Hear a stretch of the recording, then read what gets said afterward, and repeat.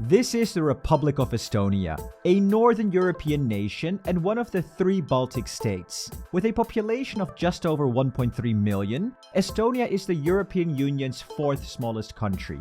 It borders the Gulf of Finland to the north, Russia to the east, Latvia to the south, and the Baltic Sea to the west. Estonia's territory includes the mainland, the large islands of Saaremaa and Hiiumaa, along with over 2,300 smaller islands, many of which remain uninhabited. Also, Estonia's strategic location plays a crucial role in ensuring regional stability and safeguarding maritime routes through the Baltic Sea. So how did Estonia become a member of the European Union? Join us for the 9th video of our series, where we explore each of the EU member states one by one.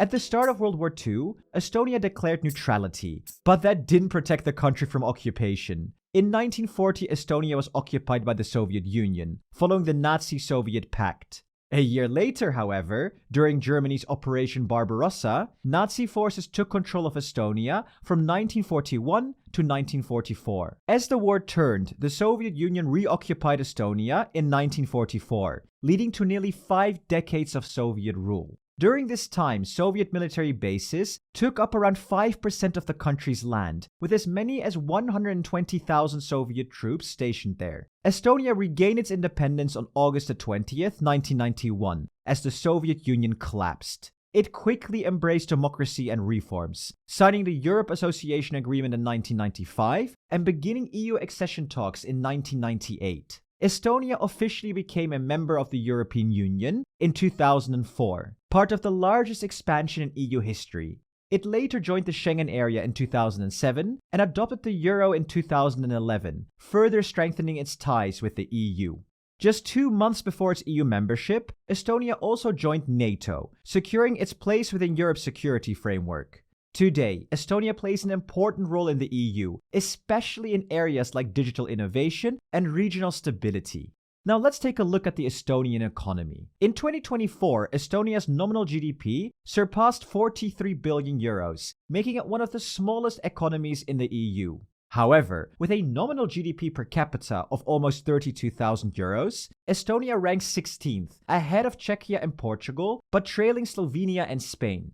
Despite this, Estonia's nominal GDP per capita still falls around $10,000 short of the EU average. Intra-EU trade has been a key driver of Estonia's economic performance.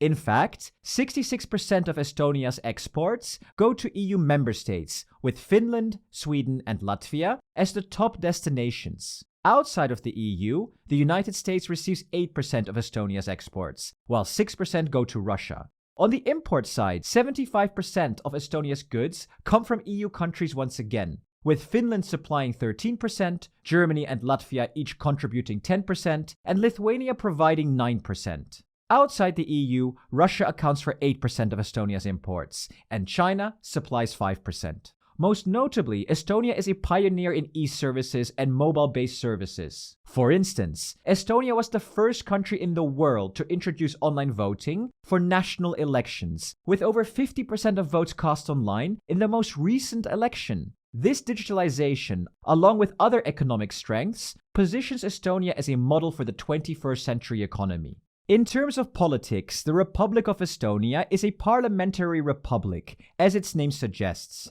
The president serves as the head of state, with limited involvement in the legislative process, making the role largely ceremonial. The president represents Estonia internationally and is elected by the Estonian parliament, not directly by the public. Executive power in Estonia rests with the prime minister, who serves as the head of government. The prime minister is responsible for governing the state and implementing policies. The prime minister is chosen from the elected parliament, which ensures that government leadership reflects the will of the citizens, who vote directly in parliamentary elections. Estonia's parliament, the Riigikogu, is a unicameral body composed of 101 members elected through a proportional representation system to serve 4-year terms. Currently, 7 political parties are represented in the Riigikogu. The governing coalition holds 60 out of the 101 seats and is composed of the Estonian Reform Party, a liberal conservative group, Estonia 200, a liberal progressive party, and the Social Democratic Party. In the European Parliament, Estonia has been allocated 7 seats based on its population size. Among the 27 EU countries, Estonia ranks 24th in terms of the number of MEPs. At the top, Germany has 96 MEPs, while Malta, the smallest country, has 6 MEPs. Following the 2024 European Parliament elections, Estonian MEPs are distributed across various political groups as follows. 2 MEPs are part of the Progressive Alliance of Socialists and Democrats, a left-leaning group. 2 MEPs have joined the centrist liberal Renew Europe group. 2 MEPs are part of the center-right European People's Party. And 1 MEP is part of the right-leaning ECR group. This distribution indicates that Estonian voters tend to occupy the center of the political spectrum, with a focus on liberal ideology. Additionally, with only 1 MEP aligned to a soft Eurosceptic party, it is clear that the majority of Estonian voters prefer pro-EU parties. Estonian representation extends beyond the European Parliament to the executive branch of the EU as well. In the second von der Leyen Commission, Kaja Kallas will take on the role of the High Representative of the Union for Foreign Affairs and Security Policy, a very significant position. With Kallas' strong support for Ukraine, experts predict that the EU's foreign policy will prioritize greater support for Ukraine and stronger ties with Western institutions like NATO. This is one of the most important roles in the Commission, and we will certainly produce a video about Kallas' term in office. So now, to the most important question of the video. Does Estonia get along well with the European Union? According to a standard Eurobarometer 100 survey, 42% of Estonians view the EU positively, while 40% remain neutral, and 17% see the Union in a negative light. However, when it comes to the euro as a common currency, nearly 9 in 10 Estonian citizens are in favor of it. Moreover, 77% of Estonians support a common defense and security policy among EU member states, and 67% wish for a more common foreign policy, and 64% want a common energy policy. In the context of the EU's response to Russia's invasion of Ukraine, 48% of Estonians express complete satisfaction, with many Estonians wishing for a lot more support.